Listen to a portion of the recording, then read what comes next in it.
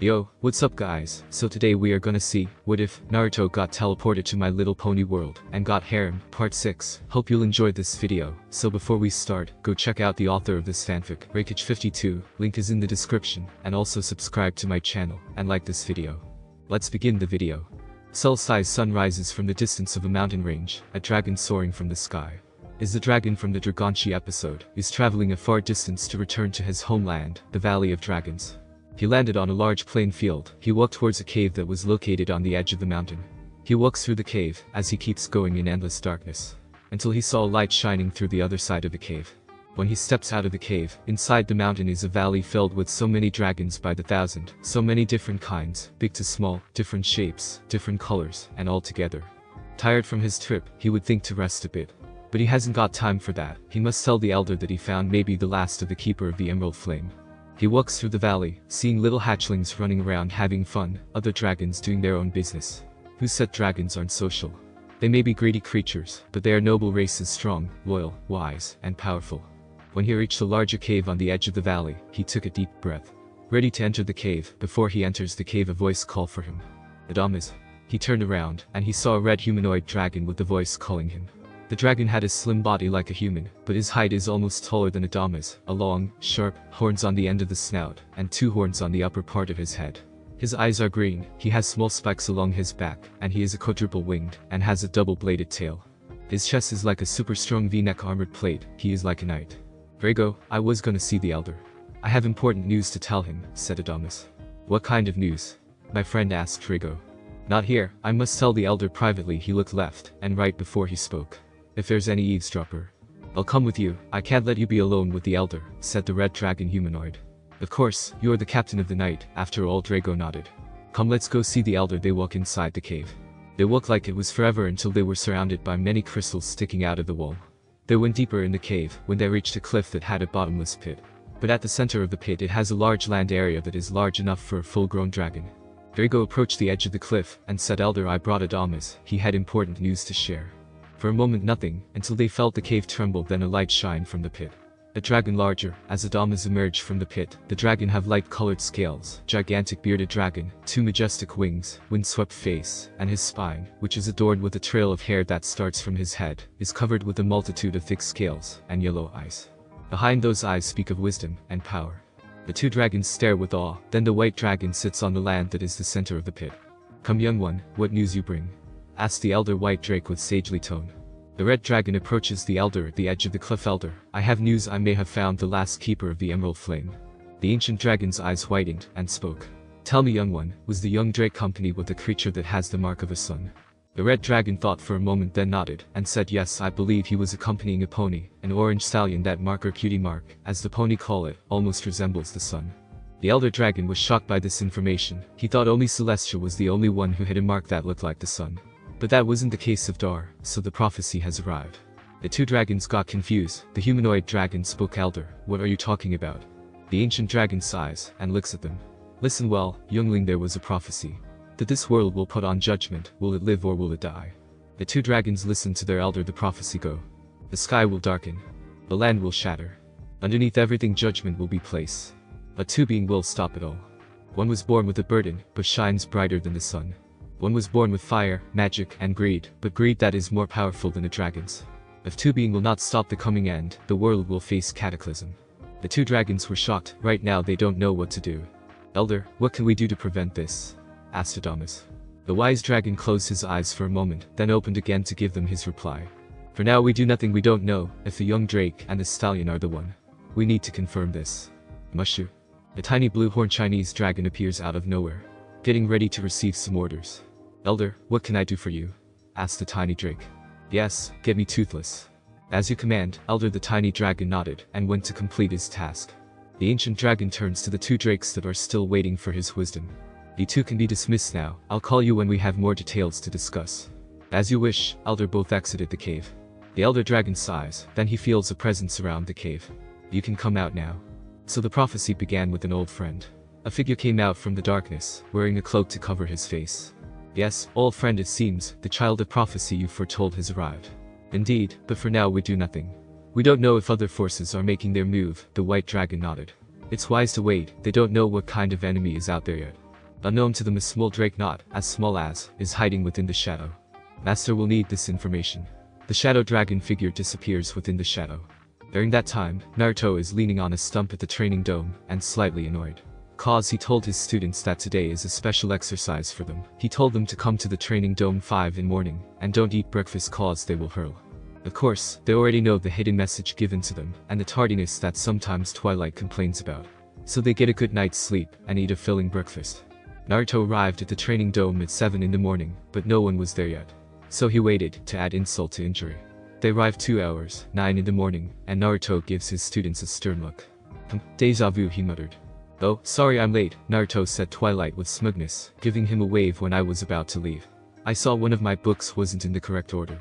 Then I placed it in the correct shelf, but I saw another one that wasn't in the correct shelf, so I put it in the correct shelf, but then there was another, then another, then another. Yeah, sorry said Rainbow with a grin. You see, Pony challenged me to a race, to canter it. Of course I won, but he challenged me again, and again, and again. You know I can't take down a challenge. Well Applejack was cut off by Rainbow Dash putting her hoof on her mouth. Others knew Applejack never tells a lie, so she kept silent. Well, darling said Rarity with a smirk on her face when I was about to leave. I realized that I don't have anything to wear for this event you told us. It was important I present myself stunningly. I went through my drawers for something to wear. But I don't have anything to go, so I made one from scratch. When I finish, I realize I don't need it for these exercises. Oh, for me, said Fluttershy with an innocent smile. Too innocent. The first got carried away. I fed my little animal friends. I kept feeding until my supplies were gone, but they still looked so hungry. So I went to the Everfree forest to hunt some fresh meat for my meat-eating friends. Fluttershy's smile widened, making the others' sweats drop. Oh me, I said. Pinky smiles. I got late because I was dreaming about maple syrup and chocolate. Then when my dream ended, I was covered with maple syrup and chocolate. Gasp. I was so sticky, so I ate the maple syrup and chocolate to get me free. The black cat crossed my path, so I took a long way around, said Spike with a smug grin. Then another black cat crossed my path when I was about to arrive, so I took another path, but this one was longer. We didn't look where we were going, said the CMC with angelic smiles and halo above them, so we got lost on a road of life. Naruto opened his mouth to speak, but then closed it with a snap. He repeated this about 4 times, then sighed and said, I don't know whether to be mad or proud. Naruto sighed, then straightened up and turned fully to face his students. Are you guys ready for an exercise? Oh, what kind of exercise is Naruto? Pinkie Pie asked. Oh, is it a simple exercise really? You just have to get these bells from me. Naruto smirked as he held 5 bells with his chakra. Every pony got a confused expression on their faces as Naruto kept tossing it through the air and catching it with his chakra arms. But Naruto, you only have 5 bells. It's not enough for us cause we're 10, said Spike. I know, if 5 others didn't get the bell, well, there will be a punishment. Naruto smiles evilly. Every pony went pale, Twilight daring to ask what kind of punishment. Well, it seems that you're all fed well. So if 5 of you didn't get the bells, you have to be tied down on 5 log poles until dinner, so no lunch. Naruto grinning madly. You will sweat, getting tired after the exercises, making you hungry for lunch, and also doing nothing for 5 hours. Everpony gulped. Okay, here are the rules. Rule 1. You have 3 hours to finish this exercise. If not, all of you will not eat lunch. Every pony sweat a bit. Rule 2. Anything goes. You can use weapons, and of any rank. But for me, I will only limit myself to C to B ranks. Last rule. Come at me with intent to kill. Naruto narrowed his eyes sharply. Every pony was shocked. You wanted them to try and kill him. Twilight spoke. What? Are you crazy? You want us to try and kill you? Shouted Twilight. Every pony nodded. Twilight, you think I get killed easily?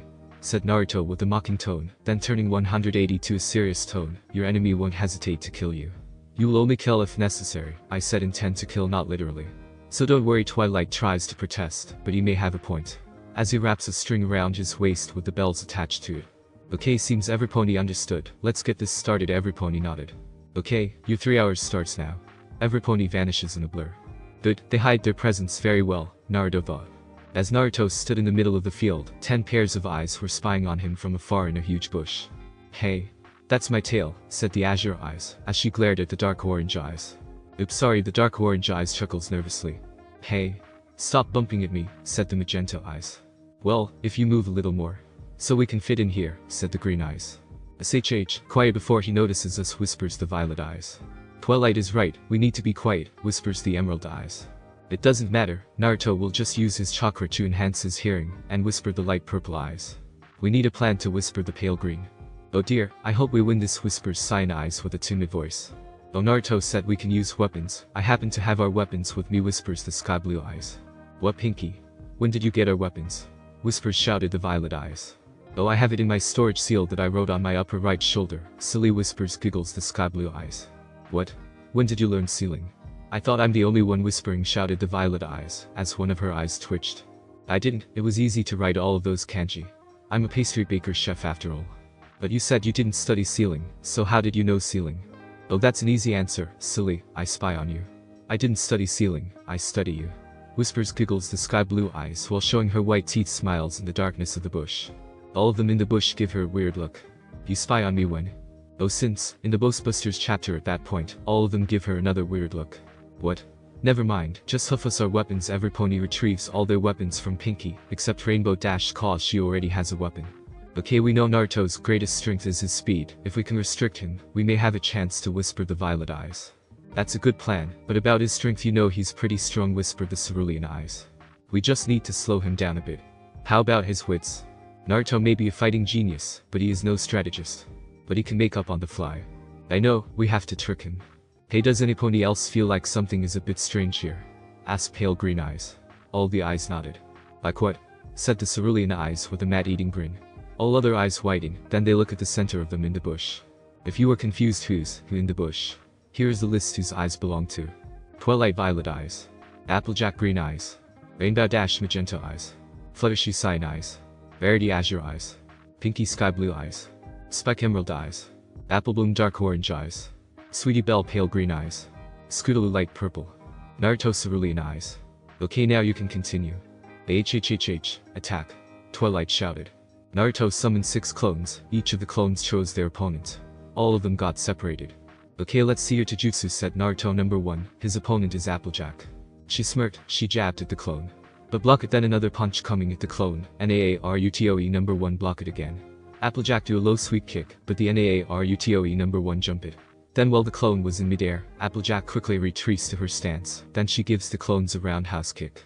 Naarutoe number 1 block it with 2 hooves near his head, but with the sheer force of the kick, it sends him flying for a good 5 seconds. As you know, the clone disappears in a poof of smoke when a strong good hit hits them. But Naruto improved them a little, making them last longer and take more hits. The clone skips over the field a bit, but regains balance, and quickly returns his stance. Then they narrow their eyes for a moment, then charge at each other. At the other side of the field, Rarity glares at Naarutoe number 2 cause she got dirt on her coat. That wasn't gentle like Naruto, making a lady dirty. Rarity scoff, as she uses her horn to conjure crystal shuriken, then uses her magic to levitate the shuriken, then throw at him with a number of shuriken. Kesma, Rikaku shuriken, Ranbu, crystal, hexagonal shuriken, wild dance. Naarutoe number 2 dodged some were blocked using his kunai. Rarity, you know the enemy doesn't care if you get dirty. Shouted Naarutoe number 2 while dodging and blocking a barrage of crystal shuriken. Next location where battle scene, well, Naarutoe number 3 trying to head Fluttershy, but she keeps on dodging gracefully. It could be she can sense incoming attack, or maybe she predicted them. Either way, Fluttershy successfully dodged Naarutoe number 3's every hit. Fluttershy had a worried look, she's caring, not a fighter. She haven't hit Naarutoe number 3 even once. It's either Naarutoe number 3 keep blocking and dodging, or she didn't want to hurt him.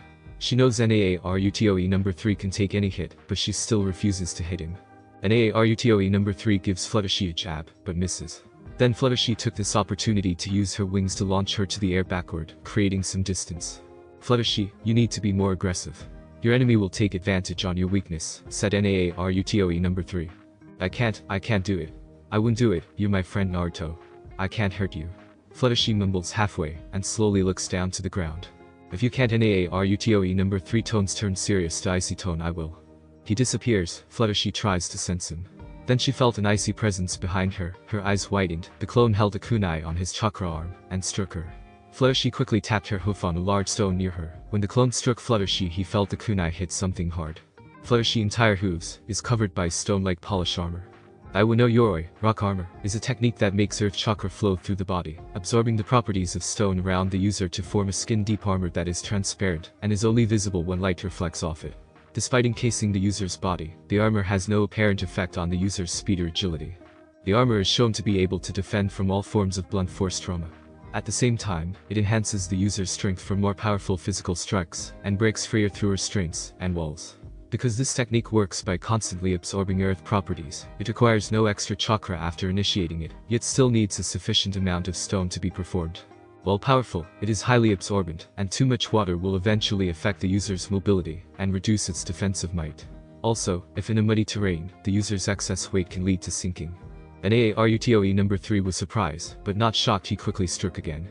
Fluttershy parries the attack with her stone-like hooves, then the clone strikes again, and again, and again. But Fluttershy keeps on parrying. You need to stop thinking that way. If you keep thinking about that, you will surely die. Fluttershy keeps parrying the rapid barrage of strikes from the clone. What if your friend needed you, but you didn't act because you were afraid to hurt your enemy? What if you saw your friends get hurt? Cause you didn't strike. Do you know the reason I teach you girls? Naruto number 3 strike on Fluttershy's stone-like hooves. They struggle on their position. Naruto number 3 grind Fluttershy's stone hooves with his kunai, while narrowing his eyes on Fluttershy's eyes.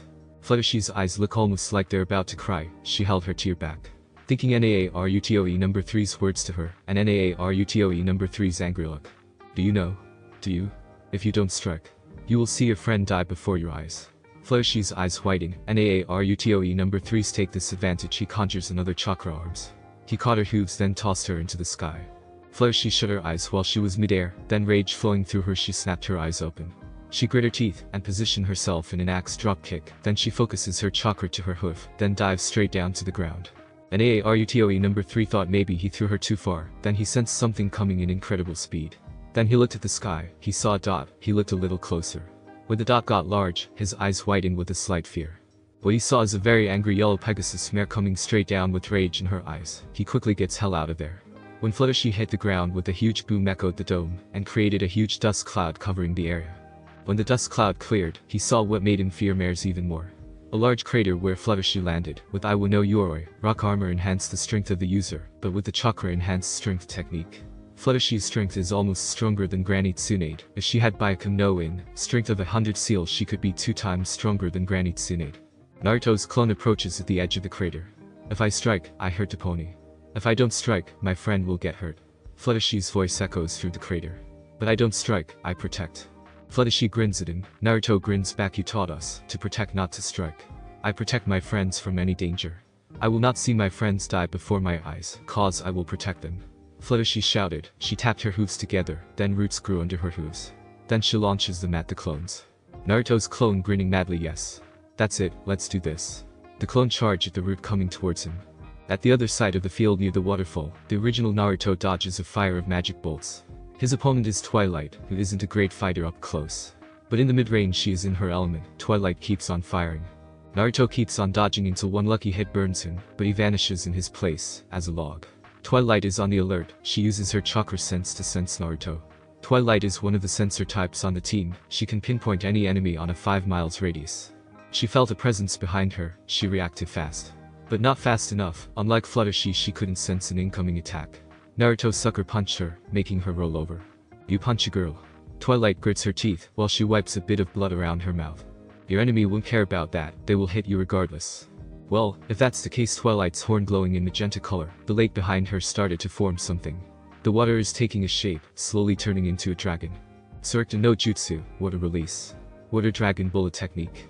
The water dragon roars, and launches itself to Naruto. He counters it, he inhales deeply, then he also releases a dragon shape attack. Kaden. Carrick ending, fire release. Fire dragon flame bullet. 2 dragon attacks roar at each other, then hit one another. The clash created a large amount of steam, both blind in the steam. Both ponies tried to sense each other, both are sensor ninja. Naruto feels something is wrong, he feels that his skin is burning. Naruto.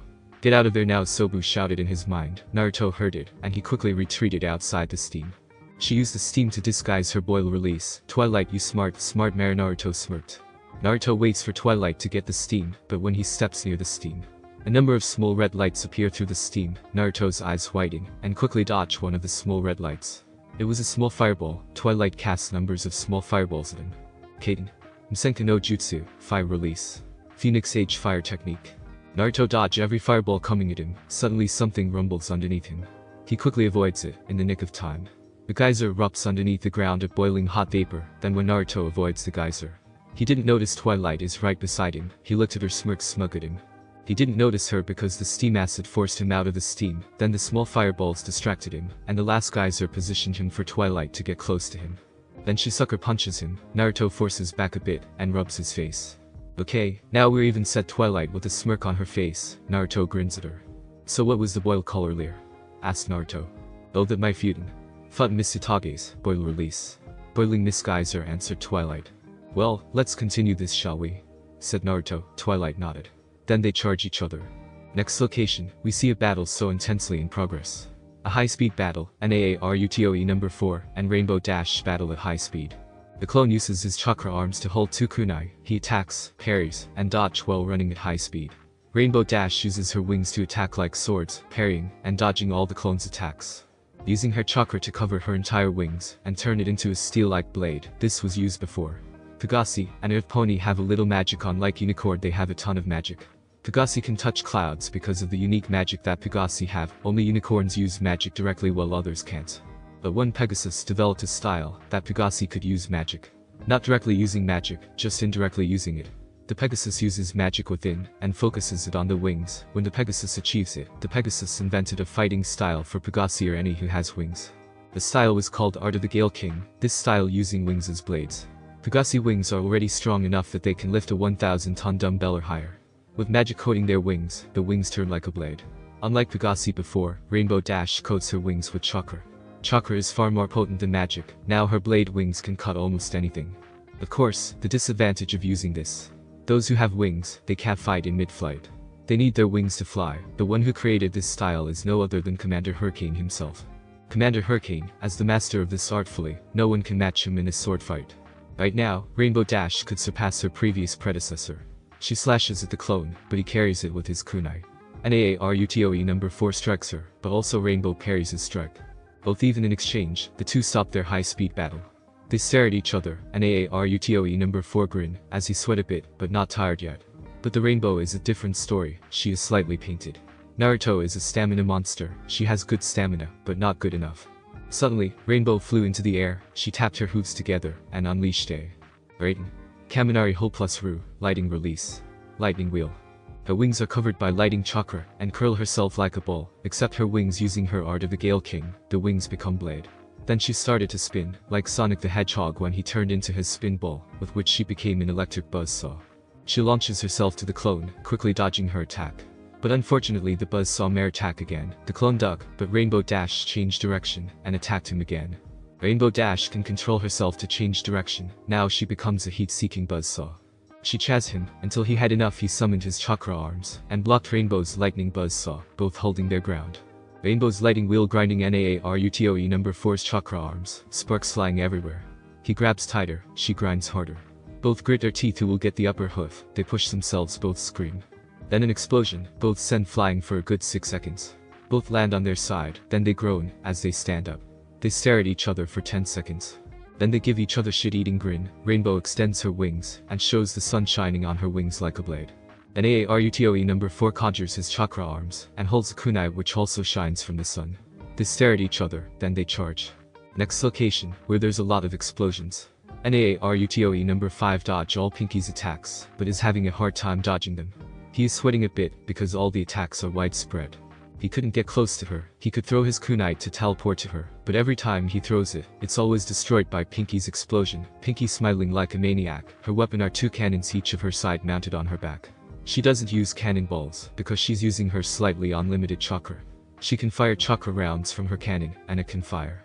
Pinky, where did you get the cannon? Shouted the clone while trying to dodge Pinky's attack. Oh, I converted my party cannon, said Pinky with an innocent tone, making the clone sweat drop. So, you turn your party cannon into a real cannon? Shouted the clone, as he is trying to get closer to her, while avoiding all the attacks. Of course silly, you said any weapons. So I chose my cannon. Pinky smiles, as she's ready to fire another round. Naruto number 5 was close enough he shunshed behind her, but when the clone was about to hit her, he saw a small smirk from Pinky, his eyes widened. He saw Pinky start to glow. It wasn't the real Pinkie Pie, it was an explosion clone. Naruto number 5 quickly shunshed out of there. The explosion went off.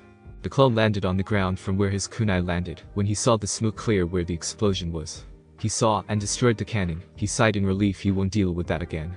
Suddenly Pinky appears above the clone, then she punches down where the clone is. releasing her explosive chakra. Lucky Naruto dodged it. Pinky giggled behind the smoke. That was fun.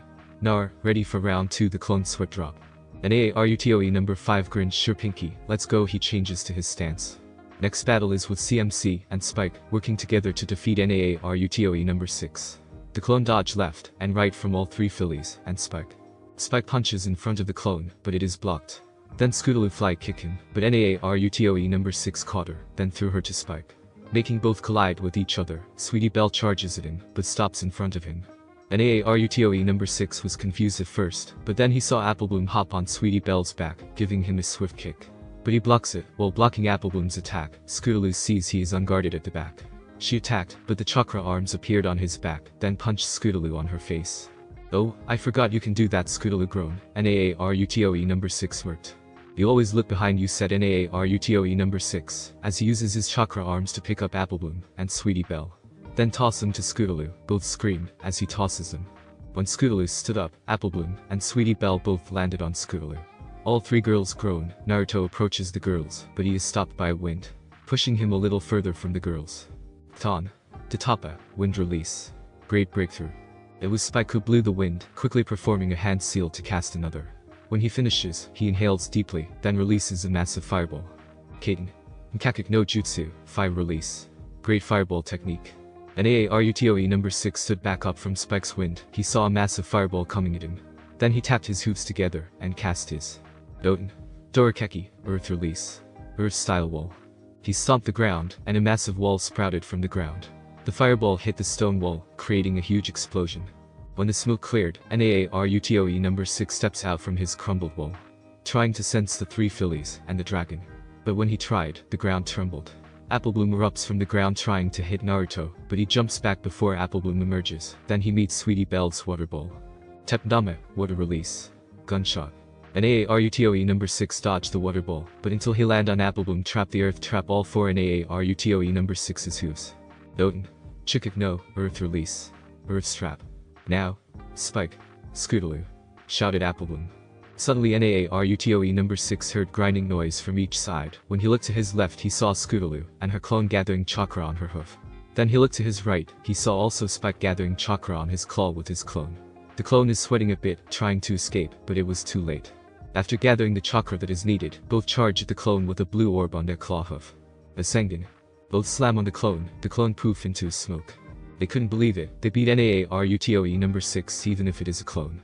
But still a great accomplishment. All 4 cheered loudly. "Oh my gosh, I couldn't believe it. We beat Naruto, us," shouted Scootaloo excitedly. "I know, right?" shouted Spike. "This is awesome," shouted Apple Bloom.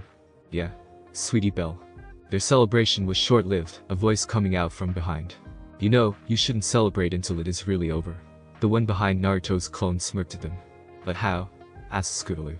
"You shouldn't have too much clone," answered Naruto number 7 while smirking. "And what did I tell you, Spike? Always watch your back." "Huh?" questioned the Drake until he felt something pointing on his lower back. Naruto number 7 shouted. "Senengarashi, 1,000 years of death." A scream could be heard outside the dome. Every pony fighting each of their Naruto. Now each of the Narutos are guiding them to the center of the field, while fighting each of their opponents. Every pony is fighting their very best to defeat Naruto. They attack all the punches and kicks they can when they all reach the center of the field. Now they're at the center, each of the Narutos smirked, then disappeared, making every pony punch and kick each other. Twilight straight hooks Rainbow Dash on her face. Rainbow Dash low kick Rarity on the stomach. Rarity punch Applejack on the side. Applejack high kicks Pinky on the rear. Pinky slaps Scootaloo silly. Scootaloo high jump kick Apple Bloom on her jaw. Apple Bloom headbutt on Sweetie Belle's head. Sweetie Belle kicks Spike on his crotch. Spike punches Twilight on the side, before he rolls over in pain holding his crotch. Only one who didn't get hit was Fluttershy, because of her advanced sensory skill. Every pony groaned except Fluttershy from all the hits they received. Rainbow Dash stood and yelled at Twilight. "Hey! Why did you hit me?" shouted Rainbow, as she narrowed her eyes at the lavender mare. "Me? Spike hit me, and I thought you were Naruto." Twilight counter, as she also glares at her. "She hit you, she better cause you to kick me," shouted Rarity glare at Rainbow. "What? I didn't do that, I thought you were Naruto," counter Rainbow Dash. "You're not the only victim here, Rarity, you hit me too." Applejack glares at the white mare. "Me?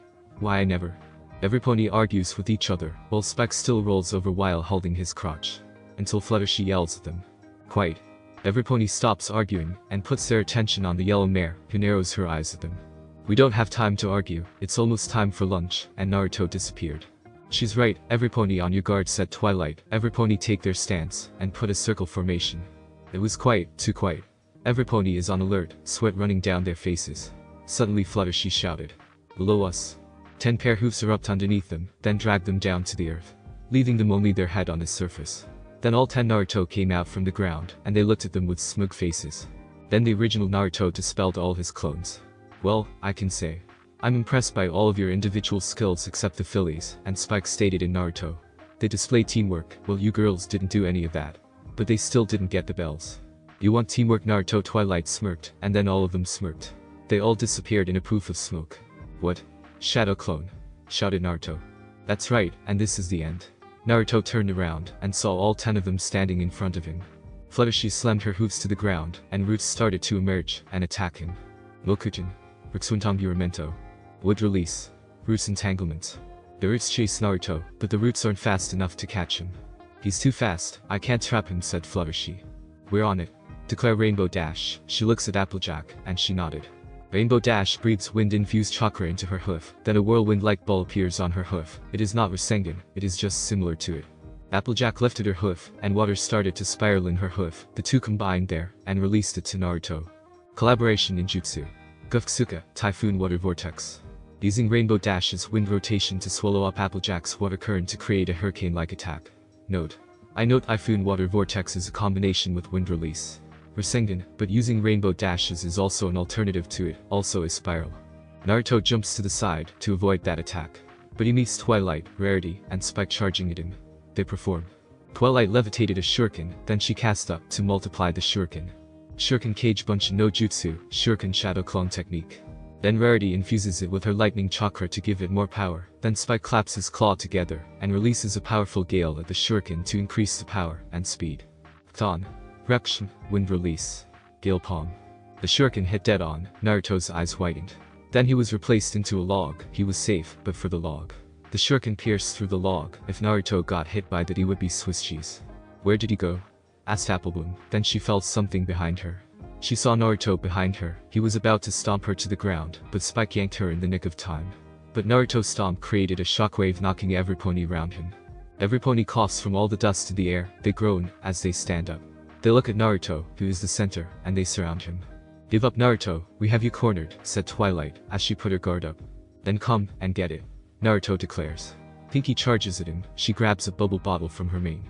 Then she blows bubbles on a circular hole that you can blow bubbles onto, but this bubbles is infused with Pinky's explosive chakra. These bubbles are fast, and Naruto quickly dodged them. But when they touch the ground they explode on contact. Each of the bubbles created a massive explosion that surrounded Naruto. A massive smoke covered where Naruto was. Then suddenly he emerges from the smoke with great speed, and slightly burned marks all over him, but thanks to them they quickly heal. When he came out from the smoke, he met Scootaloo, Spike, and Applejack. 3 wind users performed theirs at him. Thon. Tatapa, wind release. Great breakthrough. The wind blows him to Rainbow, and Sweetie Belle. 2 water users both performed there at him. Sweetie inhales, and gushes out a large body of water from her mouth, and aims it at Naruto.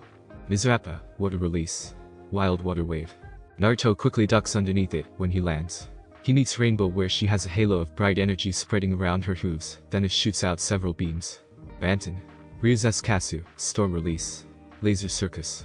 Naruto evaded all the laser beams, but Twilight, Fluttershy, Rarity, and Applebloom were waiting for him when Naruto's hooves landed on the ground. Applebloom cast her on him.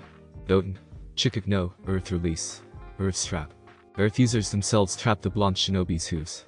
Then Rarity casts several crystals. Spike sprouts out from the ground and traps Naruto's whole body, except the head. Shinton Kursudaran plus Daruzu, crystal release. Crystal needles. Then Fluttershy's turn. She cast her when she first tried to trap Naruto. Roots start sprouting out, then warp Naruto. Milkutin. Rixuntanguramento, wood release. Roots entanglement. Last, and not least, Twilight rapidly writes sealing on the paper. Then slams it on Naruto's forehead. Gyunjutsu Mahisaseru, sealing art. Paralyze.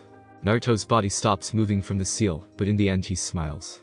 I believe this is our now, said Twilight, as she grabs the 5 bells from Naruto's waist. Well, congrats guys. Seems like I don't need to fail you all, stated Naruto with a smile. What? Some of the ponies were confused, but some weren't. It seems, Twilight now said Naruto, every pony turns to Twilight. The test is about teamwork, Twilight answered. Teamwork? Rainbow questioned with a confused expression. Yes, teamwork, we're the elements of harmony. Of course, we need teamwork. Twilight smiles at her friends, then turns to the CMC and Spike. As for the Phillies and Spike, they need teamwork cause if we're not around they could defend themselves without us. Yeah. We won against Naruto, Rainbow exclaimed. She's right, let's celebrate, shouted Pinky. Yeah. Every pony cheers, as every pony leaves the dome, and forgets to untrap Naruto. Guys. Can any pony free me? Guys, I like parties too. Guys. Guys. In the deepest cave underneath the Valley of Dragons, the small shadow drake that spied on the elder, and the shadow figure earlier. He has reported to his masters, the valuable information to his masters. When he reaches the end of the cave, there is a large room, where there is one large red dragon surrounded by a large amount of treasure. This red dragon could be the largest red dragon ever. He had reddish gold scales, but one missing scale around his chest. It seems it was damaged from something. Masters, I bring news. The red dragon glares at the little drake who's shaking in fear. So speak, fool, the red dragon declared. Now, Smog the dragon who's spoken, was a teenage purple dragon. The purple dragon had spikes from his back of head to his tail, 2 purple wings, and 5 horns on his head. Huff, as he returns to his pile of treasures, the purple dragon turns to the shadow drake with a smile. Now what news do you bring? Asked the purple dragon. Lord Malefer, I discover that Adamas the red dragon has found the keeper of the Emerald Flame, said the shadow drake. Malefer's eyes whitened. Did he say the keeper of the Emerald Flame Company with that mark of a sun? Yes, my lord, he did say it was a pony stallion with the mark of the sun on his flank, answered the shadow drake. Did he also say where he found him? Yes, he said he found them near a small village known as. I see, you can go now. Malefer nodded, and dismissed the shadow drake. Of course, master. The little shadow drake exit from the throne room. It seems, I'm not the last of my kind, stated Malefer, as he released a small green flame from his nostril. Yes, it seemed the prophecy was true, a demonicus echoed through the room. I thought Malefer is the last one of his kind, asked Smog while lying on his treasure. It seems I'm not, answered Malefer. Yes, we all thought that without Malefer sighting the Sun One, the prophecy won't come true, said the demonic. Our plan is changed. We need to destroy the Chosen One before the demonic voice. The other two nodded. No one stands in our way. We are the 7 Sins Dragons. A huge demonic eye reveals itself behind a gaping hole in the throne room. It was a Friday afternoon. Earlier in the day, a train streaked across the desert, carrying 9 passengers, not including the engineer and work staff. Naruto, Pinkie Pie, Twilight, Rarity, Trixie, Applejack, Fluttershy, Rainbow Dash, and Spike were on their way to visit Applejack's cousin in the new town of Appaloosa. They were currently riding on the not quite steam-powered Appaloosa train. Supposedly, there was engine trouble, so in order to keep on schedule, they were currently being horse-drawn across the mild west. Applejack, you see, was interested in transplanting the old apple tree she had named Bloomberg to Appaloosa, to give him some room to breathe, she said. And, of course, spring was the best time to move the tree. It was just coming out of its winter hibernation, and was ready to start putting down some major roots. As they all talked in the sleeper car, Rarity stormed in from the back, groaning in frustration. That Applejack. The nerve of her to book the private sleeping car for a tree. I wanted that car. Ah, relax, Rare. Naruto shook his head in good-natured pity. AJ's just concerned over replanting that tree. Bloomberg, did she call it? Aha. Pinkie confirmed. Applejack planted and raised Bloomberg all by herself. Ugh. She treats it as though it were her child. Rarity pouted as she got into her bunk, conceding to the indignation and thinly maintained tolerance. The sun had set and the moon was now out. Every pony was in their bunks and still talking, except for Rarity and Spike, both of them wanting to get some sleep. Do you guys mind? Spike groaned irritably. I was up early fire roasting those snacks for you, and I pooped. Speaking of which, Rainbow brought up as she held out her bag of popcorn. Some of these kernels didn't pop. Trixie rolls her eyes. Rainbow, you should eat something healthier. Trixie is a health freak. She likes to eat healthy food. That's why she doesn't like sweets too much. The only thing that makes her crave sweets is chocolate. Why don't you ask Twilight or Naruto? Fire users, asked Spike. But your fire is hotter. Rainbow Dash gasped and ducked as a tongue of green dragon fire lashed out and torched her bag of popcorn, one single kernel popping. Happy then, good night, Spike snapped as he pulled his blanket over his head. Maybe we should all hit the sack, Naruto suggested. Tomorrow's gonna be busy for us all. The others sighed as Naruto turned out the lamp. As Spike began to snore. PSSC, Pinkie Pie, are you asleep yet? Rainbow Dash whispers. No, are you asleep yet? Pinkie quietly replied. If I were sleeping, how could I have asked you if you were asleep? Oh yeah. When we get to Appaloosa, do you think we'll have to carry that big, heavy tree all the way to the orchard? What tree? You mean Bloomberg? No, Fluttershy. Fluttershy isn't a tree, silly. What's up? Naruto joins their conversation. Rainbow thinks Fluttershy is a tree. I do not think she's a tree, I was just. Did you say she was a tree? Twilight also joins. No? Well, yes, but not exactly. You know she's not a tree, right? Said Twilight while she raised an eyebrow. Only she can think of her as a tree, Trixie adds. What? Are you insulting me? Rainbow glares at her. Maybe I am, with your muscle brain of yours.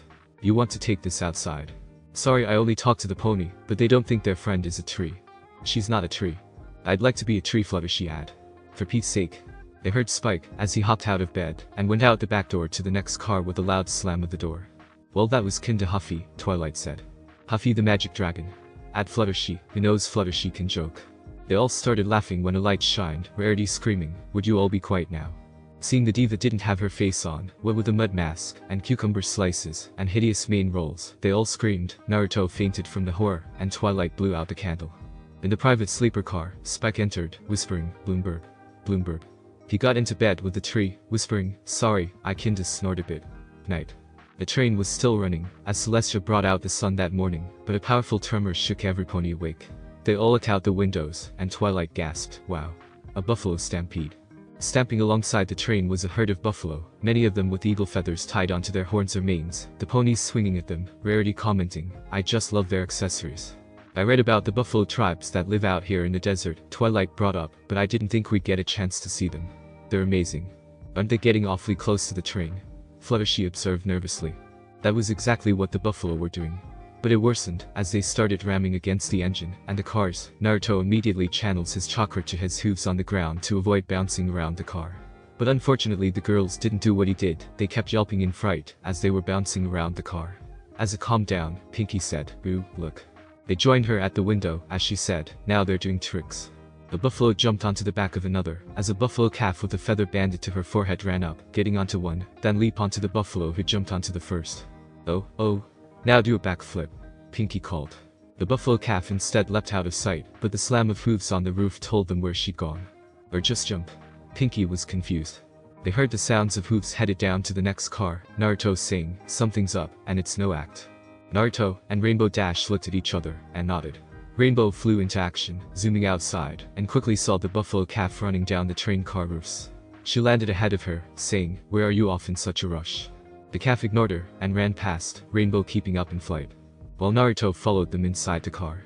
Look, you're obviously here for some reason, perhaps we can help you out. The calf continued to ignore her, so she tried to bar her way, I'm talking to. But then she gasped, as she took a mighty leap, a few front flips in midair, and landed on the next car. Okay, that was impressive, she muttered, as he chased after her. But just before she could grab her, the calf vanished between the car before the private car, which was dead last of the train, Rainbow Dash crashing into a railroad sign, while the calf undid the latch connecting the private car to the train. She whistled to her herd, obviously their objective reached, and the herd receded, and started pushing the private car the other way. The others all gasped, as they watched from the last car, Applejack wailing, they got Bloomberg. Then Twilight noticed someone waving their arms in a panicky fashion from inside the private car, obviously screaming for help. And Spike. Look, shouted Trixie, as she pointed at the same spot where Spike is. Then they also saw Naruto inside with Spike, and lip signaling them don't worry. As Rainbow came to, she noticed the buffalo just as they passed by the private car, and heard Spike screaming, help. Stealing is one thing, but dragon-napping Rainbow groaned, as she rubbed her head. Now it's personal. She also saw Naruto with Spike too, Rainbow glared sharply, oh it's really personal now. Naruto, what's going on? Spike asked, as the orange stallion shut the coach door. Right now the train was robbed by buffaloes, I don't know why they want Bloomberg. But for now, let's see what will happen next. Spike blinked, Naruto, what are we gonna do? Naruto sighed. Just try, and look noble or something, alright. Spike would have answered, but the sudden pounding on the coach door interrupted him. Naruto quickly drew a kunai from his storage seal and planted on his left shoulder. Spike, still slow on what exactly was going on, straightened out his tail, and took a deep breath, sucked in his gut. The door slid open, and 3 large buffaloes burst in. There were several feathers, their horns sharpened and shined, and their coats were ruffled and dust-stained. They stood tall, 2 of them coiled into a pouncing crouch, while the third had his head lowered, ready to charge anything that stood in their way. Their fierce war paint and eyes glinted in the light of the early morning sun. They look exactly like the brave warriors they were meant to be. Well, with the exception of the look of total and utter shock that was plastered on their faces. They blinked, and their eyes dashed from the 2 figures in the car. Naruto, Spike, back to Naruto, Spike, Naruto, Spike, and then back to Naruto. They backed out of the coach and gently shut the door behind them. Naruto heard the muffled sounds of a fight breaking out outside the car, followed by someone raising their voice to the scuffle, which in turn was followed only by silence. Another buffalo poked his head in, before slowly pulling it back outside, and closing the door again. There was more silence, followed by some more muffled arguing. Well, Naruto finally said, putting his kunai back to his storage seal. I think we're safe for now. What was that all about? Spike asked. Naruto quickly grinned. I've heard that many buffaloes tribes honor dragons almost to the point of worship. He gave the hatchling dragon a smirk. Don't be too rough on them now. Spike blinked and sat down where he stood. Naruto guessed he was too shocked with everything that had just happened to really care about his newfound power. Naruto himself turns to the apple tree, then hugs and comforts the tree. Don't worry, Bloomberg, daddy's here. Your mama loves you, Bloomberg, so you best stay alive so she can see you again. Spike gives him a weird look. Naruto notices Spike looking at him weird. What? I did half raise him during last spring. You don't understand, it's an apple thing.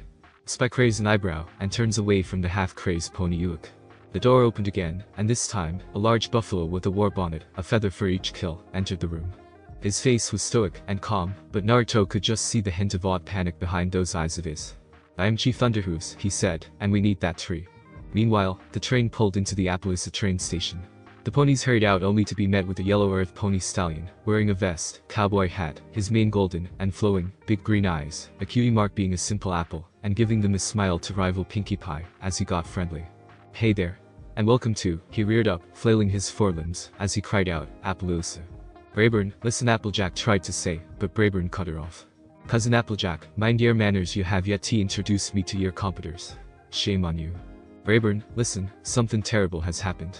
Terrible is right. Brayburn went on, your train's a full 7 minutes late. That's 7 minutes less for you to delight in the pleasures and wonders of Appaloosa. And where's cousin Naruto? I haven't seen him since the last Apple family reunion. Don't tell me, you didn't tell him about Bloomberg's transfer. Or maybe he hasn't finished his new book of his. What? What new book? Never mind that, look Brayburn. Before Applejack continued her sentence, Brayburn started pushing the visitors all over town for a whirlwind tour. That's okay, he can visit another time, let's start our tour. We settler ponies built all in just this past year, don't they? As you all can see, we have all of TH's finest comforts. Like horse-drawn carriages. He pointed out some pony pulling a carriage before he said, okay, you pull now. We just switched, protested the passenger. And those there horse-drawn carriages. Brayburn pointed out some ponies painting, and drawing ponies drawing carriages. Brayburn. If we could just, Twilight tried to say, but Brayburn pushed them all in front of the local saloon.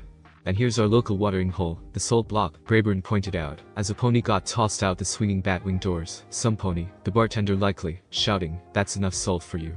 The pony, his pursing lips flecked with salt, slurred, can't at least get a glass of water.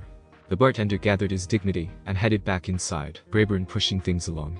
There's the office of Sheriff Silver Star. He pointed to the sheriff's office, Silver Star relaxing. And here's where we have our Wild West dances. He pointed out an area full of frisky ponies in a hoedown. And here's where we have our Mild West dances. He pointed out ponies dancing slowly and in relaxed manners. But Brayburn, we Applejack tried to say, but again Brayburn got pushy. And here's the most wonderful sight in all Appaloosa.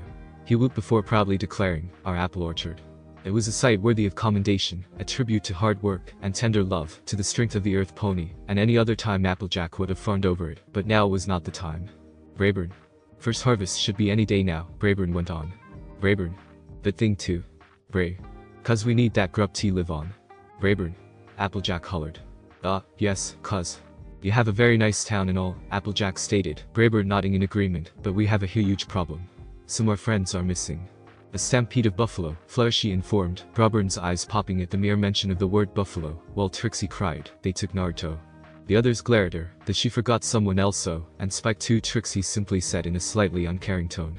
Of course, she also worries for the little Drake, she just doesn't want to admit it. Rainbow went after them, Twilight explained, Rarity adding, and we can't find Pinkie Pie. And we had an apple tree with us for your orchard, Applejack wrapped it up, they took that too. Did you say buffalo? Brayburn sighed sadly, them buffalo, they want us settler ponies to take every single tree you see here off this land. They sure don't want any new ones added in. But why? Fluttershy asked. Dunno, but we put a lot's hard work into this land, Brayburn went on, as he looked upon the orchard, so we can feed our town, our families, our foals. And now they're saying all these trees gotta go. It ain't fair. Twilight pondered. Operation Wild Wings was underway, as Rainbow Dash sneaked across the plains. She had a score to settle with the little buffalo. First, nobody tricks Rainbow Dash and gets away with it. Second, nobody takes her friends either. Oh, yes, this little buffalo had done more than enough to her chromatic wrath. She never noticed the fluffy pink mane following her. I've been called the #1 unpredictable, noisy ninja, hyperactive, knucklehead ninja, dead last, dope, hero of the hidden leaf, child of the prophecy, and now half dragon, just because my ancestors saved them by performing a fire, believing he's a dragon, Naruto thought, as he went through the titles he had been given. Apparently, Thunderhoof's great etc. grandsire was saved by Harem Tsutsukiyaka. Star Swirl the Bearded Ones, and the Running Thunder tribe has been in the half-dragons dead ever since. He asks how they know he was the descendant to Harem Tsutsuki. They saw his cutie mark that has 9 Magatama. There's no other pony in the world that has Magatama on their cutie mark. Harem Tsutsuki had a cloak that had a pattern of 6 black Magatama around the high collar of his cloak. They also worship Spike for being a dragon. He was kidding, that buffalo worshipping dragon he didn't know was actually real. Right now Chief Thunderhoofs had explained about the pony planted apple orchard on their sacred grounds. They have covered our sacred stampede grounds with their orchard, Chief Thunderhoofs said, disgust in his voice, as steam blew from his nostrils. We cannot carry on the tradition like this. We need the land back. At the cost of every life in Appalachia, Naruto noted. They planted their trees on our land. Vengeance is bound to happen. It's the only flat land for miles. They need that land, as much as you do. They can grow on the mountains. Admittedly, Naruto didn't have an argument for that one, so he just made one up along the lines of, the mountains have bad rocky soil, the trees need room. That sounded right, didn't it? Then they must find good soil elsewhere. Naruto sighed. He doesn't want conflict. If this becomes a civil war, many lives will suffer. He went into war long enough to see many lives be erased. Currently, he and Thunderhoofs all sat around a single campfire in the middle of the buffalo camp. The stars were out, and the negotiations were not going well. Hey Naruto, a voice said from behind. It was Spike, he knew, returning with Rainbow Dash and Pinkie Pie, since the two of them had decided to get poor and captured Spike back. Real shame they didn't know that he was essentially royalty. Hey, Spike, hey Dash, hey Pinkie. Naruto said, not turning to them. Please tell me you have a good idea on what's going on. The Pegasus asked, in an exasperated sigh. The Appalachians planted their orchard on the Running Thunder tribe's ceremonial stamping ground. The buffalo can't stampede for the trees, and the Appalachians need the food to survive. They both need the land, but neither will give up even a part. Dash gave a slow nod. Pinkie, on the other hand, took that as a cue to begin a lecture. But every pony's got to share. Sharing is caring. I know, Pinkie, Naruto said, but how they are going to share is the trick. We won't, Chief Thunderhoofs announced. Naruto groaned. He should just call in the order, the one order he had with this tribe, as dictated by law. It would be so much easier if he could just say, you are going to share, and you are going to like it. The half-dragon speaks truth, a voice said to their left. Every head turned to see an ancient bison, his fur gray, and his horns dulled. A single white feather hung from his left horn, while something that looked like a dreamcatcher hung from his right. But Naruto thought. Both the tribe and the settlers need the land, and while only one holds it, the other will fade, the aged buffalo said. The settlers are the people of the sun and moon queens, they will not take kindly to their deaths. Thunderhoofs growled. The sun and moon queens have never cared for us, they have not looked kindly to us, and they will not. The aged buffalo sent the chief a glare. Do not let your words betray you, Thunderhoofs. The sun and moon queens may not be buffalo, but they protect us from the sun and the moon. I think that's enough for them to care about us. Thunderhoofs grumbled. Half-dragon, the older buffalo said, giving a short bow, do not waste your words on those who will not hear. I know an answer will come to you. You are a warrior of words, as well as steel, you will prevail. He bowed again, and limped away.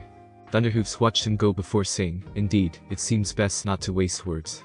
The angry chief stood suddenly, and walked away from the campfire, grumbling, as he went.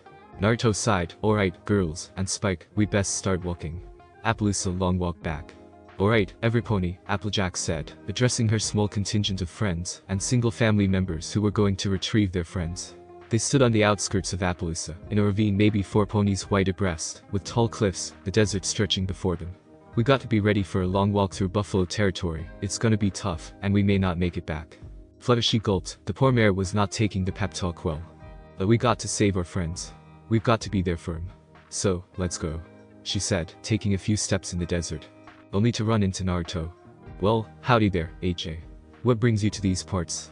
Applejack blinked before hugging him, while simultaneously giving him a good, hard punch. What in Celestia's name were you doing? Naruto laughed, and hugged her back before the others joined, greeting Naruto, Rainbow, and Pinkie. Of course, Trixie also punches Naruto before hugging him. Spike was actually caught up in a massive hug by Twilight. Oh, I was so worried. Don't you ever leave the train car again, do you hear me? No ice cream for a month. Oh, I'm so glad you're safe. The poor dragon was thrashed around as twilight shook him, both on highs and lows of the maternal rollercoaster. Cousin Naruto, glad you're okay, said Brayburn as he huffed a bump to Naruto. Yo, Brayburn. Naruto greeted him. So, did you finish your book? Brayburn whispered to him. Almost. You'll be the first one who will read it. Brayburn smiles grin while with huge blushes on his face. Naruto cough and clears his throat anyway.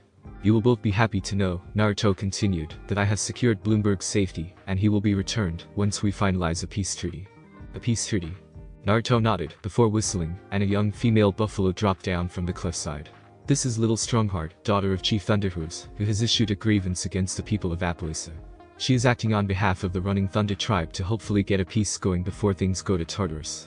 Naruto sat down between the buffalo and Appaloosians. Brayburn, I want you to be the representative from Appaloosa, and we are going to try to work something out right here. In the meantime, he said, pulling a small bag of bits from his storage seal and tossing it to the farmer, some pony go get me a hat. This was going too fast for Brayburn.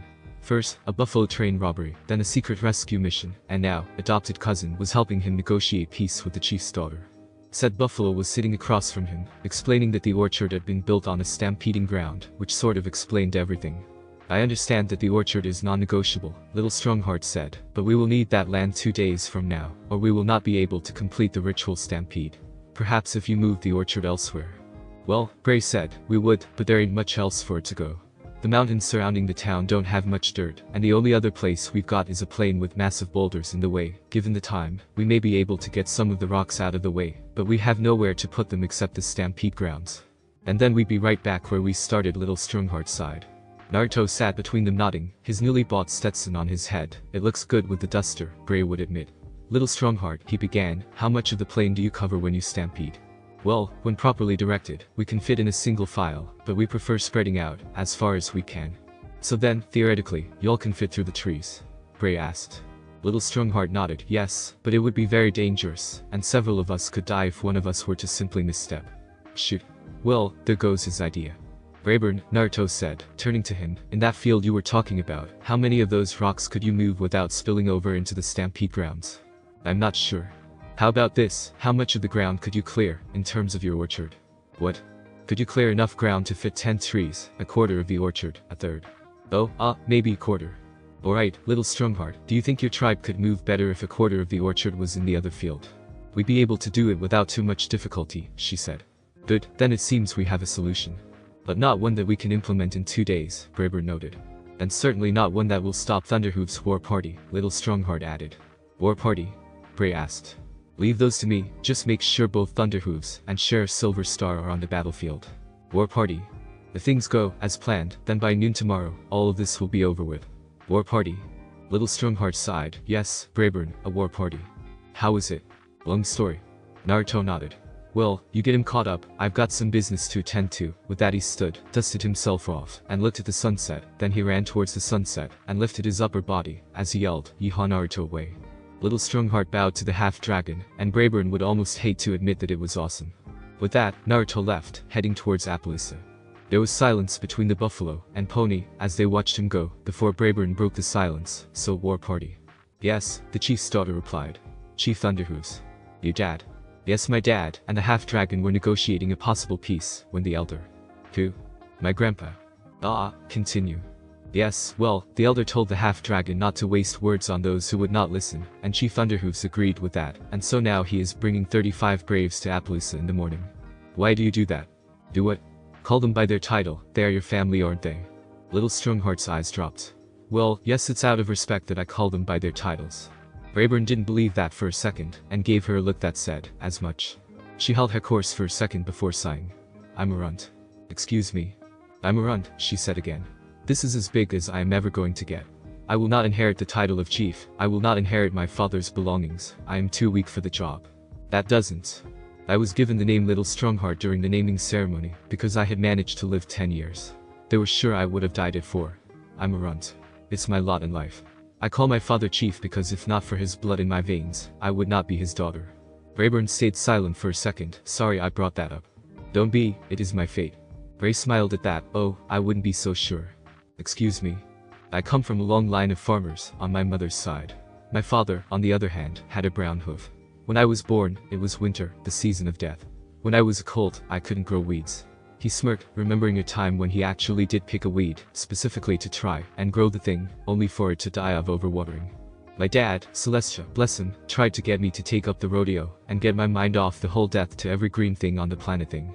I was alright, I'd admit, but I felt that gardening was my calling, so when I wasn't at the rodeo, I was in the library, reading every book I could about gardening.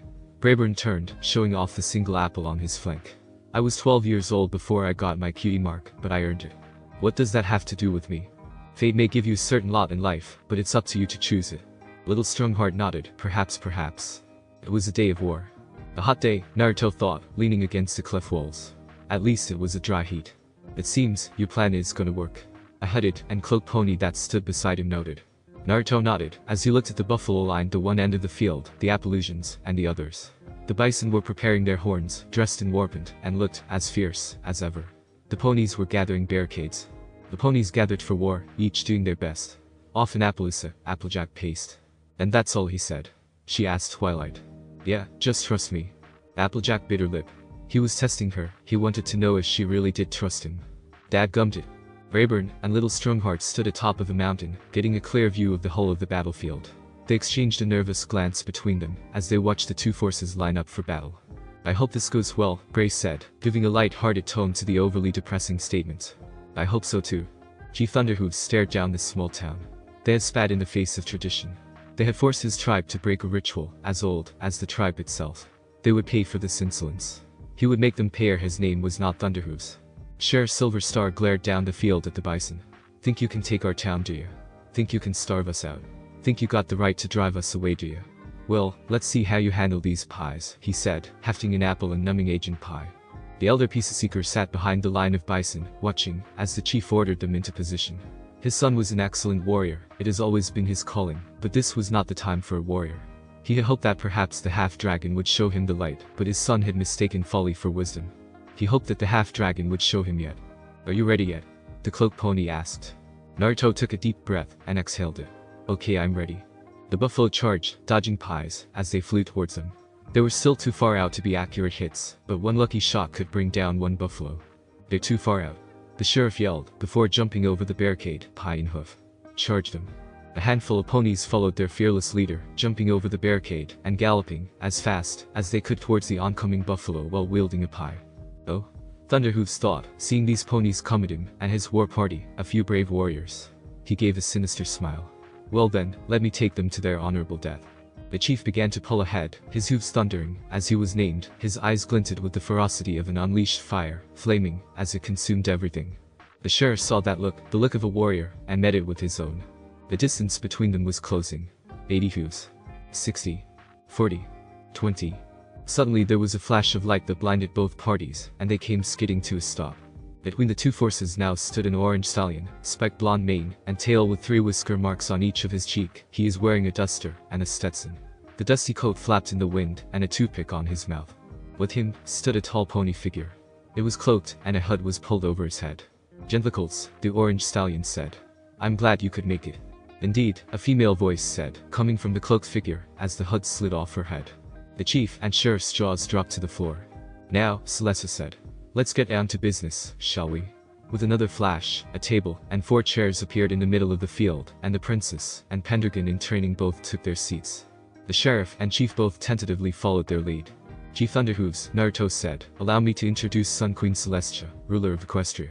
A pleasure, Celestia said, giving the buffalo a nod. Wada, he stammered. Sheriff Silverstar, the princess said, turning towards the white-eyed pony. This is Naruto Uzumaki, the descendant of Star Swirl the Bearded, and a special friend of mine. Naruto, and the girls raised an eyebrow while looking at her. Howdy, Naruto greeted me. Da. Now, Celestia continued. Naruto has brought to my attention that there seems to be a bit of a misunderstanding between you two. Let's see if we can get this cleared up before noon, shall we? Being the ruler of the entire land, riser of the sun, and sustainer of all life on the planet, certainly does add a bit more bang to your book. Within minutes, Celestia had convinced both of the stubborn leaders to Brayburn and Little Strongheart's treaty, and then gave them a massive boost in completing the project by emptying a massive section of the field of its boulders. The other ponies began to immediately transfer the trees, making new room for the buffalo stampede. Naruto was standing next to the majority of the main 6+ Trixie, overseeing the transfers, when Thunderhooves approached him, a look of shame on his face, as he was being goaded by the elder. Half-Dragon, I see now that I should have heard your words, and perhaps I was being too stubborn otherwise. Naruto nodded, saying nothing one way or the other. The elder nudged the chief. As an apology, I would like to present you with this. Thunderhooves stepped to the side, and the elder came forward, a black cloth in his outstretched hoof. This is the banner of the half-dragon, his symbol to us for when he was in need, the signal for our unspoken agreement. Twice this flag has flown, and twice we answered it. Please take it, and use it, as you see fit. Naruto took the cloth, and it unfurled, as he held it, an ebony black banner with crimson Uzumaki symbols with silver magatama around it. Thank you, Naruto replied, folding it, as nicely as he could. The two buffalo nodded before turning, and heading back to the camp. Hey Spike, Naruto said, taking the opportunity to thank the dragon. Thanks for sending that letter to me. No problem, Nar. The dragon said, giving the stallion a hoof bump or fist bump, as he passed. Hey, have you seen Applejack? Tried the Soul Coop saloon, I think she said something about being thirsty. Naruto nodded before heading to the saloon, his duster still flapping in the wind. Man, he loved that. He walked through the swinging doors, ducking only slightly to get through the door, and noticed how it was practically empty. Applejack was easy enough to find, she was the only customer sitting at the bar, and her hat and orange coat a dead giveaway. Naruto walked over, and sat beside the slumped-over pony, ordering a glass of sarsaparilla. A glass of the creme soda-colored liquid came sliding down the bar, and was quickly gulped down by the thirsty stallion. There was silence between the two of them. Naruto waited. Applejack sighed. I'm sorry. Naruto stayed quiet. I told you I trusted you, but I've done nothing but second guess since this whole thing started. I'm sorry. Naruto nodded before patting her back. It's alright AJ, it's alright. No it ain't, she said, downing her creme soda. I lied to you, I lied to me. You've done nothing but give me reasons to trust you, and I just couldn't do it. Naruto gave her a soft smile, before ordering 2 shots of Applejack Daniels. The 2-shot glasses slid his way, and he took them both up, and handed one to the farm pony. To change our ways, and trust our friends. She looked at him, a smirk playing on her lips. Yeah, I'd drink to that. After Naruto and Applejack got their drinks, Naruto stepped out for a moment. When he stepped out, he saw Celestia getting ready to leave. You know, you can still have a little fun once in a while, said Naruto, as he approached the sunbud. Celestia turned around, and saw Naruto approaching her with a smile. I love to, but I still have my duty at Candlelit, said Sunbud. There was silence for a second until Celestia spoke. Maybe you can visit my sister, and I at Candlelit. We didn't spend time together last time, and my sister will be happy if you come for a visit. Naruto put his thought expression on him. Sure, maybe I'll bring some my friend. No, just you. Celestia cut Naruto off before he finished his sentence. She clears her throat. Only you, my sister hasn't adjusted to her new life in Candlelit. Maybe a familiar face will open her a bit. Naruto stares for a moment, then he smiles. Sure, I'll go when? Maybe within this week, if you can. Sure, no problem. Celestia smiles. Yes, thank you, my sister will be thrilled having you spend time with her. Well, I must get going. Celestia turns to see the stallion's warm smile before she vanishes in a flash of light. Naruto stares for a moment where Celestia was, then turns around and returns to the bar. It's a lovely morning or in the afternoon. Naruto is right now riding in a golden carriage with 2 white Pegasi royal guards headed towards Candlelit. Candlelit is a city with ivory towers with golden spires. It is also hanging on the edge top of a mountain, and many waterfalls and rivers running through it. Naruto looked down to see that the inside of the city was composed of many lavish structures, from stores to regular homes. The folks trotting around were dressed in formal attire with their noses in the air, as if giving some pony the cold shoulder. Naruto rolls his eyes, thinking it's one of those cities where the rich are superior to common folks. With a soft clatter and a slight jolt, the chariot landed in front of Candlelit Castle. Naruto disembarked and was approached by one of the guards. Naruto Uzumaki? The guard asked, receiving nods from the orange stallion. I'll be escorting you to the princess, she is at the throne room. With that, Naruto follows the guard. The guard led Naruto to a set of doors, a sun motif emblazoned on the left, and a crescent moon emblazoned on the right. Currently, both symbols are glowing. Enter, called a voice from within, which undoubtedly belonged to Princess Celestia. Opening the doors, the guard escorts Naruto to the throne room. Princess Celestia sat upon her throne, signing an endless stream of paperwork. She glanced up as the huge double doors opened, and the guards let the irritated unicorn inside. Ah, paperwork. No matter what world I'm in, paperwork always exists, Naruto thought. Celestia set the stack of scrolls aside, and smiled warmly looking at her visitor, then she looked at her guard. Thank you, you may go now, said the princess to her guard. The guard nodded, and exited himself from the door. After the guard left, Celestia turned her attention to the orange stallion who was standing in front of her. Welcome Naruto. I hope your trip here was pleasant. said Celestia with a smile. It was alright, said Naruto. Celestia nodded. It seems lunch is near, would you like to join me in the dining room? Sure. Naruto nodded. With that, Celestia stood up from her throne and walked out to the door, heading towards the dining room with Naruto walking beside her. Where's Luna? Asked Naruto. Unfortunately my sister can't join us, replied Celestia, but she will join us for dinner later tonight. Naruto nodded. They enter a large white room with 4 large windows on each side of the room. The table in front of them was long enough to fit all the guests, and a few more. Both Naruto and Celestia sat at the head of the table. Celestia had a bell beside her. She used her magic to levitate the bell, then she rang it 3 times. Suddenly a bunch of ponies rushed out from a door at the back of the room, holding a tray on their hoof. Immediately the table was filling up with delectable foods, but there was no ramen. That makes Naruto a little disappointed, but the food looks delicious enough for a king. Naruto drools at the scene of the food in front of him. Celestia notices the expression of Naruto, she giggles. Of course, with no table manners, Naruto immediately digs in without a care in the world. Some of the guards who are standing on each side of the windows look at him with disgust or amusement. While Princess Celestia's eyes widen, almost all of the food that was prepared disappears in a blink of an eye, but she just smiles and chuckles. Having Naruto dining with her is entertaining and amusing. After eating their lunch, Celestia was called for day court, leaving Naruto to explore the castle. First, he went to explore the garden following a stone path with statues on each side as the orange stallion traveled down. Each seems to represent an important event that happened in Equestria's history. One statue resembles a unicorn running alongside an earth pony. It symbolizes the running of the leaves that every pony holds every year in the changing of the seasons from fall to winter. Naruto remembered he didn't join the running of the leaves last year, cause he didn't want to show his ninja skills. Besides, he's a ninja, he will cheat anyway maybe. Next statue is the statue of Nightmare Moon. It resembles Nightmare Night. It's when ponies dress up in costumes and ask for candy. Naruto is thinking about what to wear this year. Last year he was a ramen bowl, of course with a little help from Rarity, making his costumes. Every pony was a little confused about what he was. Now Naruto walks further down the path. The next statue is a mare and a stallion holding each other in an embrace. It resembles Hearts and Hooves Day. It's a day where ponies give their special some pony a gift, take them on a date. Then he notices a weird looking statue in the middle of the garden, and he quickly approaches it. He has mixed thoughts of the statue. It's weird looking alright. It has a horse-like head, deer antler on the right, a blue goat horn on the left, 1 long fang, different sized pupils, a snake tongue, a goat beard, and white bushy eyebrows. He has the right arm of a lion, the left claw of an eagle, the right leg of a lizard, and the left leg of a goat. In addition, he has a bat's right wing, a pegasus's left wing, a horse's mane, and a dragon-like snake's tail with a white tail tuft. The shape of his body resembles that of a snake. Well, the only thing I can describe this is ugly. Naruto snorted and chuckled while looking at the statue's face. Who are you calling ugly? Ugly. Suddenly the statue's face is sticking to his face, and Naruto blinks a few times. But then the statues return to normal. Naruto blinks a few times again. I think I'm in the sun too long. As Naruto walks back inside the castle, the statues wink, ascending down a variety of different staircases until they came to a large private courtyard that was on the edge of a cliff. Some guards were in different parts of the area. A few unicorns were practicing using their magic against some targets, some Pegasi were flying through some hoops made of clouds doing some difficult maneuvers, and a couple of earth ponies were sitting down while sweat ran down their faces. Hey you. Naruto heard a voice behind him. He turns around and sees a white unicorn, dark blue, and cerulean streaks mane.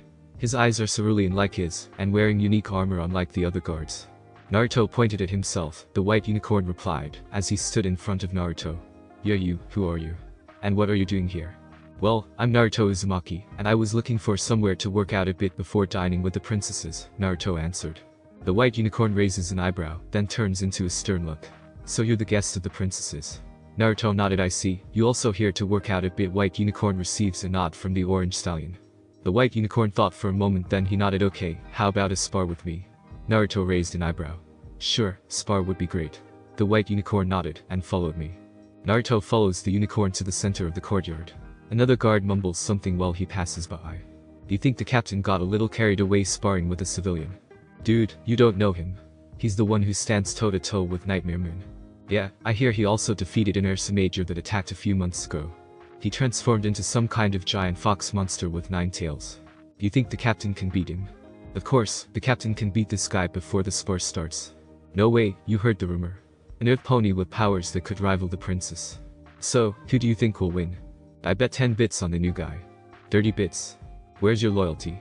I bet on captain 50 bits. 70 bits on the captain. 100 bits on the new guy. It seems we attract a crowd, huh? Said Naruto. Yes, it seems so. The white unicorn, they stopped and stood opposite each other inside the sparring circle. The rules are simple. You are to only stay inside the circle, even if your leg sticks out by an inch, you're out. There's no magic, no weapon, no biting, spitting, mane pulling, tail pulling, inappropriate name calling, and strikes on genitals. Only huff-to-huff combat. Do you understand these set of rules? He asked. The orange stallion nodded his head. Good. To eliminate your opponent, you must force them out of the ring, make them submit, or by rendering them unconscious. There should be only one winner around this sparring session. Naruto nodded. Sounds simple enough. Ready when you are. Naruto poses in his stance. The white unicorn nodded and also got to his stance. Ready? The competitors focused on each other. Set. Naruto bent down low and dug his hooves into the ground. Begin. The chorus of cheers erupted from the spectators as both charged at each other. The white unicorn pulled his opponent in a headlock. See? I already got. He was cut off when Naruto gave him a swift kick in the gut. Then followed up with a punch on the white stallion's face, knocking him back a bit. Before the white unicorn registered his bearing, a sudden impact from his chin flew upward, then landed on his back. Naruto gives the white stallion an uppercut. Looking at the white stallion groaning a bit, he stands up, immediately wiping a small blood from his mouth. Once again they charge at each other. Naruto is faster than the white stallion, and he tackles him. But somehow the white stallion got a huff underneath his chin, knocking him back. Both ponies ended up on the ground, the white unicorn rolling from being tackled, and Naruto clutching his chin in pain. Oh, that's smarts, Naruto thought. You're better than you look, the white unicorn praised. Naruto moved his jaw and chuckled. You're not half bad yourself, he returned the praise. The white stallion stood up from the ground and narrowed his eyes as he smirked. Why don't we make this interesting? He lit up his horn and began to charge magic in it. I can use magic, and you can use yours. Standing up, Naruto looked onto the white stallion before he moved again. A slow grin formed, and he clapped his hooves together, then smoke appeared beside him. When the smoke cleared, another Naruto appeared. Both grinned before vanishing from the white stallion's sight. The white stallion squinted his eyes to focus on Naruto's location, before instinctively he felt something from his side. Immediately, he puts up a shield to withstand the huff that Naruto readied for him. But the huff impacted with the shield, pulling a small crack on the shield. Naruto grinned as he moved backwards, seeing the white unicorn's shield still holding. That shield of yours is pretty good. So is that monstrous punch of yours. The white unicorn complimented his opponent with a wry smile. He's really strong. He dispels his shield. Here I come. He galloped towards Naruto, his horn shining bright. When he thought he was near his target, he released a laser of magic that went through the wall on the other side. Having dodged in time, Naruto was shocked to hear a loud boom on the outside. Was seeing the white stallion prepare another one. Naruto immediately taps his left shoulder that has a storage seal on it. He summons a three-bladed dagger, then throws it behind the white stallion. When the magic laser unleashes from the white unicorn, before the laser reaches Naruto, he simply vanishes in a yellow flash. The white unicorn was shocked. His opponent disappeared like that. Then a yellow flash behind him shone. He immediately moved back and saw Naruto reappear. The white stallion whistled as he started sweating. That's a nice trick there. You ain't seen nothing yet, said Naruto with a grin on his face. Naruto inhales, then unleashes numerous small fireballs. The white stallion sees the fireballs fast approaching. He quickly dodged them and rushes to the orange stallion. Then his horn shines. Naruto is prepared with the white unicorn's laser, but instead the white stallion disappears. Naruto was surprised, but he felt a presence that's about to appear beside him, so he quickly blocked. The white unicorn, using his teleportation spell, he teleported beside Naruto and about to punch him to the face. But Naruto blocked it, knowing he reappeared beside him. Even though Naruto blocked his attack, he still followed it up with a powerful kick to Naruto's jaw. Naruto skipped a bit to the ground. The white unicorn smirked. He approached the laying stallion. Then his horn glowed again. Naruto looked up at the white stallion, and he said, "Submit." Naruto just smirked. I think you forgot something. The white stallion was confused. Then he remembered there was another Naruto before he quickly scanned the other Naruto. But he was nowhere to be found. Then suddenly he felt a tremble beneath him. A pair of hooves erupted under his hooves and dragged his entire body down to the ground except his head. The white stallion is now stuck in the ground with only his head sticking out. Then he could feel a cold steel under his chin. It was Naruto holding a three-bladed dagger in his mouth and said, "Submit." Now the white stallion is stuck with no way out. He sighs and says, "I submit." Naruto grabs the stallion's head and pulls him out of the ground. "You know, I never got your name," said Naruto. Shining armor, as he dusts off dirt from his coat. That was a great spar, by the way. He extended his hoof. "No problem," Naruto waved it off. "That was fun, maybe we could spare some time." He also extends his hoof, giving Shining a hoofshake. "Sure." The guard approaches them, then salutes to his captain. "Yes?" asks Shining. Sir, Princess requested Sir Naruto join her for high tea, sir, answered the guard. Oh sure, said Naruto, then look at Shining. Well, maybe I'll see you around. We can get another spar. Shining nodded, then followed the guard to Celestia's private study. Shining looked at Naruto as he fades away from his sight. So that guy the Twilight talks so much about in her letter. He's a decent guy, but I will still keep an eye on him. Shining groans in pain a bit. Some of the guards notice this. One guard speaks, sir, you okay? Yeah, replied Shining, but that Naruto got easy on me. I can tell he only used a very small portion of his ability. Shining walked away to the medic bay, leaving the guards speechless, until one guard spoke, pay up. 3 hours had passed since Naruto's spar with Shining Armor, and got invited to high tea with Celestia in her private study, sharing a good laugh. You mean to say you vandalized your village's greatest monument in broad daylight, evading your home's top soldiers, all the while wearing bright orange? Celestia asked after stifling her giggles. Yup, and those guys were angry too. Seriously though, you of all ponies went and bombed Canterlet with itching powder to see how long they could keep their posing and strutting? Asked Naruto, who was having trouble getting his laughter under control. I made sure it was washable and wasn't too strong, but yes I did. I'll admit though, I had some help from a friend. For one instant, Naruto caught a flash of something in Celestia's lilac eyes, but it had passed before he could identify it. Celestia then let a small smile grace her lips. Thank you for this, Naruto. I haven't been able to do something like this in a long time. Every pony sees me as the immortal princess of the sun, never as the alicorn mare who just wants to enjoy life and have fun. So thank you for allowing me to show this side of myself, and for treating me like you do, unlike every pony else. Naruto gave the alicorn a toothy grin. No problem, Tia, he said. After high tea with Celestia, he was escorted to his room for his stay in Canterlet. The moon had begun its rise into the night sky when there was a knock at the door.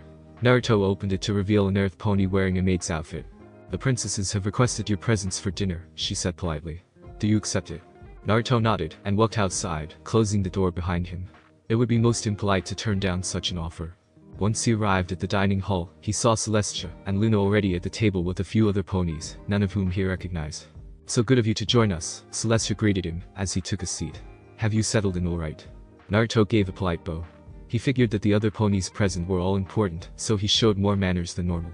Yes, princess, thank you again for the warm hospitality. Celestia giggled a little, covering her mouth with a napkin to hide it. Luna just shook her head and continued to eat her breakfast. Night court would start soon, and it was murder on an empty stomach. The white unicorn with a blonde mane and tail decided to speak.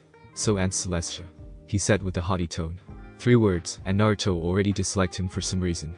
Wait a minute, this was the stallion that Rarity talked about a while ago. Care to introduce us to your guests? That last word held all the disgust he could muster. Oh, how thoughtless of me, Celestia said with an innocent tone. This is Lord Naruto Uzumaki, an ambassador from a distant region we only recently opened a dialogue with. Flare bit his lower lip to prevent an outburst of laughter. It seemed it was time for Celestia to take the stage. A distant region, you say? The snooty unicorn replied. How come I've never heard of it? Oh, it's quite far, well beyond the frozen north, Celestia continued. The region of Fire Country, was it? Yes, quite. Naruto said, mimicking Blueblood's haughty tone. I hail from the city of Konoha. We had heard of a quaint little settlement of ponies beyond the mountains, so I was sent to investigate. I see. Blueblood said, nodding, and how do you like our glorious kingdom, Lord Naruto? Naruto shrugged, as he and Celestia shared a sly smile. It's adequate, I suppose, he yawned. I'll have you know that Canterlet is the finest kingdom in the world, Blueblood said indignantly, puffing out his chest. Naruto and Celestia could no longer contain themselves, and they burst out laughing at Blueblood's pufferfish impersonation, confusing the unicorn to no end. After dinner, Naruto excused himself from the table and headed back to his room. He was still chuckling slightly over the antics at dinner as he opened the door and walked inside. I wonder what sort of trouble I'll have to do tomorrow, he said to himself as he headed to his bed. Thanks for watching my video, and make sure to check out the author of this fanfic. Link is in the description. See you next time. Till then, sayonara.